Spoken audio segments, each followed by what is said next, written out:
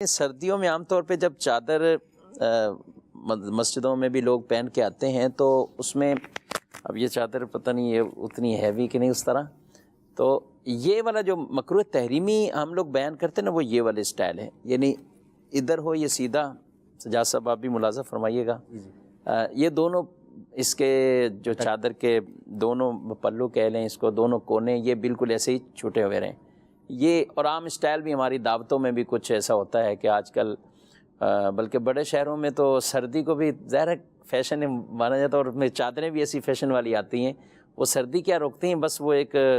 Design بنے ہوئے ہوتے ہیں کہ یوں چادر لٹکانی ہو، تو یہ والا جو انداز ہے اسی طرح کنارے لٹک رہے ہیں، یہ دونوں کنارے لٹک رہے ہیں، یہ مکروہ تحریمی والا ہے۔ اس کا ایک پیچھے ہو اور ایک آگے ہو، یہ بھی ایک اسٹائل ہے پہننے کا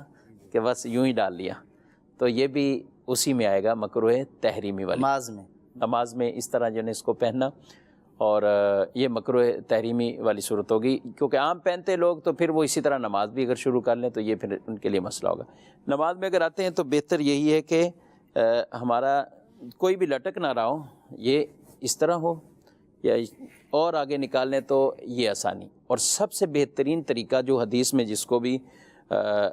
فرمایا گیا ہے کہ امام میں ان کے چادروں کے نیچے ہوں، یعنی چادر ان کے اماموں کے، یہ امامہ ہے اوپر یہ چادر ہے، اور اب آپ چادر جو بھی ہیں اس کو پہنے اور اس کے ساتھ وہ آگے ہو۔ اب یہاں سے کوشش کر کے اگر اس کو کسی طرح یہ کر لیں گے، یہ چادر جتنی کہ ہے اس کا احاطہ ہے اس کے مطابق ہے، لیکن آپ اگر اس طرح اچھی طرح لپیٹ لیں گے اور سر یہ بھی آپ کے اوپر آ گئی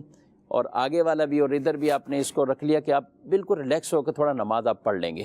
تو امید ہے کہ یہ آپ کو نماز میں ڈسٹرب نہیں کرے گی۔ بعض کا پھر بار بار اترتی رہتی، پھر لوگ اس کو عمل کثیر بھی ہو جاتا ہے، عمل کثیر بھی ہو جاتا ہوگا بعض کا، تو اس میں کر کے اور رکوع میں بڑی آزمائش ہو جاتی ہے،